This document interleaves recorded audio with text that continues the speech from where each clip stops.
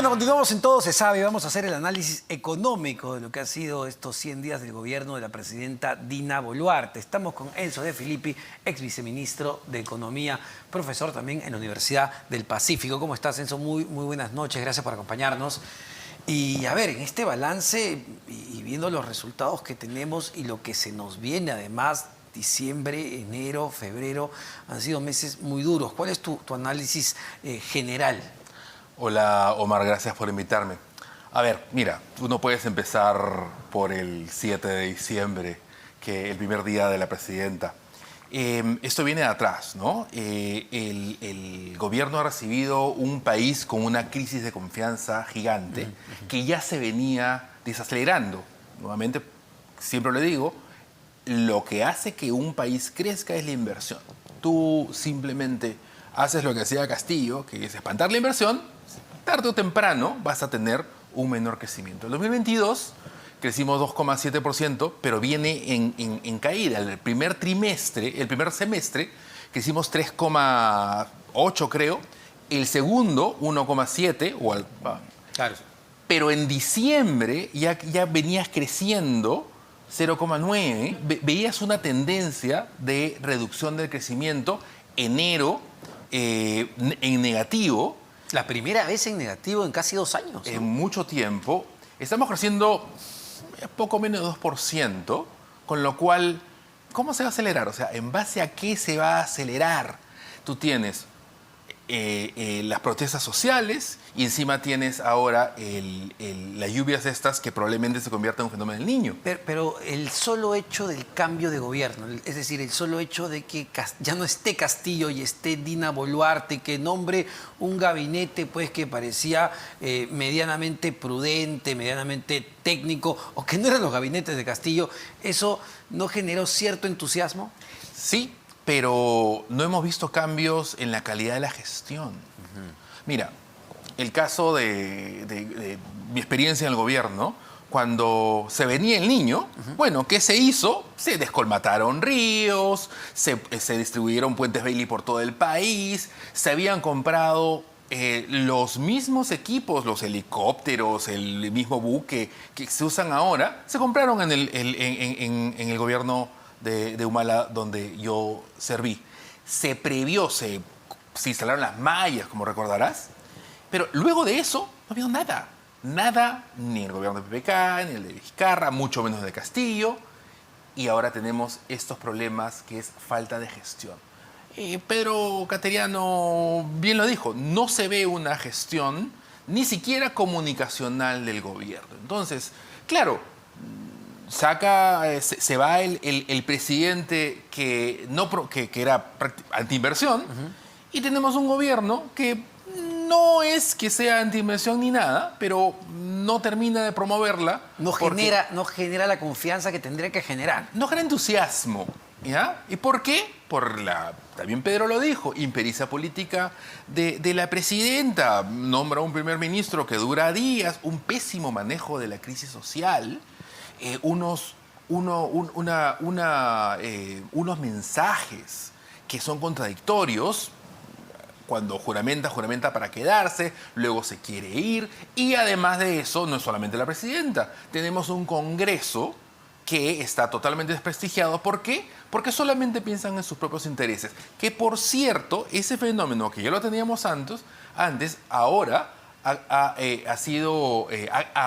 es mucho más importante, o sea, es mucho más serio, porque tuvimos un plebiscito en el gobierno de Vizcarra en que los congresistas ya no se reeligen. Entonces, ¿por qué se van a preocupar por caerle bien a la gente? Una vez que han sido elegidos, se acabó, no tienen otro futuro. Y por eso vacacionan en el Golfo Pérsico en medio de la emergencia. No les interesa. Entonces tú tienes un problema que ya tenías antes, que ha sido exacerbado por las nuevas reglas de juego. Entonces hay un tema ahí clave en lo que mencionas. Ya los problemas políticos y la conflictividad social, además, que hemos visto en los 2 primeros meses de gobierno, diciembre y enero, con mucha fuerza en el sur del país, sí tienen efectos sobre el campo económico muy fuertes. Tienen efectos muy fuertes. Mira, la minería no está paralizada porque siguen produciendo, pero no pueden sacar el mineral. Eso impacta al PBI directamente, a pesar de que, bueno, tenemos que Yabeco, que Yabeco lo que hace es incrementar la producción. Tú lo que tienes es un impacto en la economía. Tú tienes bloqueos de carreteras, con lo cual hay mucho menor actividad económica. Ahora lo que tienes es un niño, bueno, unas lluvias que no sabemos cuánto han impactado. El niño del 2017 le costó al Perú unos 3.000 millones de dólares. Este es más pequeño, las lluvias que tenemos, la destrucción de infraestructura que tenemos ahora es menor, pero nos va a costar, ya, 3.000 millones de dólares era 1.5% del PBI. Ahora, ¿qué nos va a costar esto? ¿0.7, 0.8 del PBI?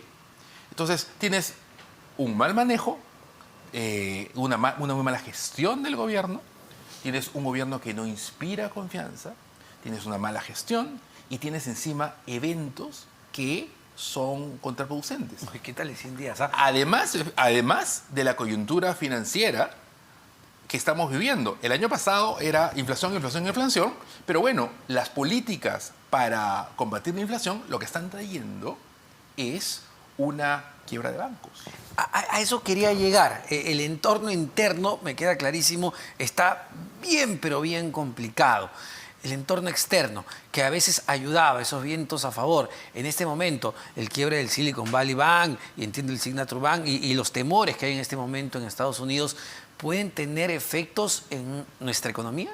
Mira, sí, pero los vientos no es que sean totalmente en contra. Tú tienes un precio del cobre por las nubes.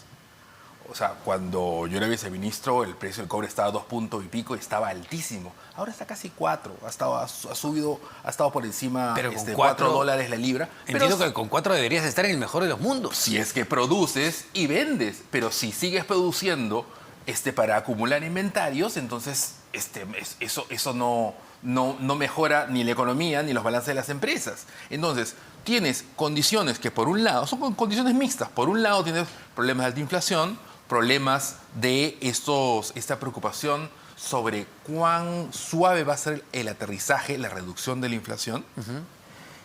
Pero por otro, tú tienes en la reapertura de China, te eleva los precios de las materias primas y no podemos aprovechar eso nuevamente porque el gobierno no tiene capacidad de gestión, en este caso política, para resolver los problemas que impiden que esa producción salga. ¿Y cómo está esa muñeca del Ministerio de Economía? El ministro Alex Contreras, que incluso pidió facultades al Congreso de la República. El Congreso de la República le dio las facultades. ¿Cuáles son esas medidas que se están ejecutando? ¿Qué se está cambiando? ¿Qué se está planteando para promover la inversión, generar confianza? Lo que pasa es que, a ver, hay temas coyunturales y estructurales. Recién se están aprobando las medidas del programa de Curburneo, ¿ya? Porque eso se demora. Y de las facultades que le han dado al Ministerio de Economía, no todas han sido aprobadas. Le han rechazado el intento de rebalancear, o sea, hacer una reforma tributaria, por ejemplo, ¿no? Entonces, pero la economía, antes tú podías decir tenemos un país que políticamente es complicado, pero la economía sí, avanza por cuerdas separadas. ¿Te acuerdas la frasecita? Bueno, eso ya no existe. Ya el desastre político ya lo que hace es impactar a la economía. ¿Por qué? Porque el desastre político no permite ver que el Perú tiene capacidad para gestionarse. No importa el gobierno. Hay elecciones, se adelantan las elecciones. ¿Qué nos asegura que vamos a tener un mejor Congreso o un mejor Ejecutivo? Por eso es que las calificadoras de riesgo vienen degradando al Perú. Por cierto, toda la región, ¿ya? Pero el Perú era la estrella. Y tenemos, por ejemplo, un dólar bastante estable. A pesar de todo eso, nos siguen degradando. ¿Y es por qué? Es por falta de confianza en la capacidad de los peruanos de gestionar nuestro país. Y en ese proceso, Enzo, volviendo al Ministerio de Economía, el MEF como institución, hace solo algunos años, el MEF tenía un peso propio, era una especie de premier, un articulador con otros sectores. Ha perdido ese peso, lo ha venido perdiendo, eso también hace que la confianza en nuestro país sea menor. A ver, el MEF ha perdido peso en un ejecutivo que ha perdido peso, ¿no? La fragilidad institucional ahora es más fuerte que nunca. Tú tienes un ejecutivo que no tiene bancada. La fortaleza del ejecutivo se basa en la capacidad de que se aprueben las medidas que el gobierno quiere. Bueno, ahora con esta debilidad, con esta fragilidad, eso es más difícil que nunca. Entonces, el ministro, por muy bueno que sea, no va a lograr lo que el mismo ministro hubiese logrado en años anteriores. Es mucho más difícil y sobre todo, nuevamente con este Congreso, que lo único que les interesa son sus propios intereses. Entonces, estas medidas que nos anuncian los famosos Compunche Perú, Compunche Agro, Compunche para varios sectores, ¿qué son? ¿Son paliativos? ¿No van a terminar generando lo que queremos generar? Lo que pasa es que estamos hablando de que el paciente necesita una operación y las medidas que estamos dando atacan los síntomas y no las causas, ¿no? Entonces están bajando la fiebre, que por supuesto hay que bajar la fiebre porque entonces el paciente se muere, pero no están atacando en la causa del problema, que es la razón por la cual el paciente necesita una operación. Eso depende de los peruanos y eso no va a cambiar. Votamos pésimo, Omar. Votamos por unos presidentes que no tienen la más mínima idea de cómo gobernar. Votamos por un presidente que lo único que hizo fue, apenas llegó a Palacio de Gobierno, es cómo hacerse rico él y sus amigos lo más pronto posible. Y es una de las razones por las cuales salió. Y la presidenta, que como decía Pedro brillantemente, no es ni derecha, es una mujer de izquierda, pero no tiene experiencia política. Y eso lo ves en cómo está gestionando el país. Son momentos muy difíciles que se requieren una muñeca política muy experta y lo que tenemos son gente aprendiendo a gobernar. Y a ver, y en ese juego, el Congreso de la República, ¿cuánto daño le está haciendo a la economía? Me pongo a pensar Terrible. en esta medida que aprobaron, que permite que el Congreso tenga iniciativa de gasto y que fue validada por el Tribunal Constitucional. Sí, el Tribunal Constitucional no solamente está validando esa, sino otra medida esta de que ahora con la sentencia del Tribunal Constitucional no te conviene pagar deuda, claro, ¿no? Porque la vas a pagar de acá a 10 años y su valor presente es... No genera intereses la deuda. Lo que están haciendo es generando incentivos para que el Perú no crezca, ¿ya? O sea, el problema que en los años 90 solucionamos es el problema del déficit fiscal desbocado, que es lo que generó la hiperinflación de los 80. Bueno, ahora le das capacidad, iniciativa de gasto al Congreso y la fortaleza que tú tenías, que los congresistas no le podían hacer daño por populismo, ahora ya le pueden hacer daño por populismo. Lo que está mencionando es algo muy grave, ¿no? Porque justamente nosotros, en teoría, nos habíamos vacunado del populismo económico después del gobierno desastroso del primer gobierno de Alan García. Entonces, estamos en riesgo de volver a eso luego de haber construido justamente esa fortaleza fiscal. Al parecer, el gobierno de García fue hace mucho tiempo y la gente no ha vivido la hiperinflación, no sabe lo que es que los precios suban todos los días y que el gobierno, porque se le ocurre, pueda gastar plata en tonterías y el Congreso pueda aprobar que se bajen los impuestos o que se gaste dinero en los proyectos de los congresistas y no en proyectos que los peruanos necesitan. Somos los peruanos los que elegimos a quienes nos gobiernan. Así funciona la democracia. Y ese es el problema. Elegimos mal. Y eso, lamentablemente, Omar, no lo vamos a cambiar. No es un tema coyuntural, es un tema estructural. Con todo lo que estamos viendo, Enzo, para este 2023, ¿vamos a tener hacia el cierre un Perú más pobre del que teníamos? Por supuesto, mira, ahorita estamos creciendo como a 2%, menos 2%, como te decía. No hay razones para creer que eso se va a acelerar. Eso quiere decir que el empleo, que ha sido tremendamente golpeado durante el COVID, no se va a recuperar. Y encima tú tienes una inflación mundial, tienes una inflación también peruana, de alimentos, con lo cual la pobreza monetaria, que es una de las tantas maneras de medir la pobreza, va a aumentar.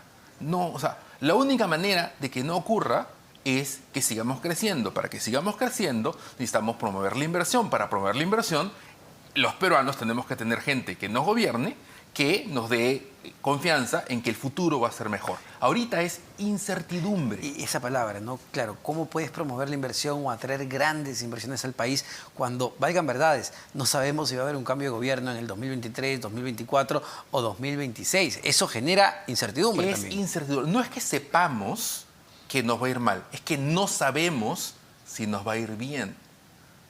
Por ahí va la cosa. Mira lo que está pasando en Chile.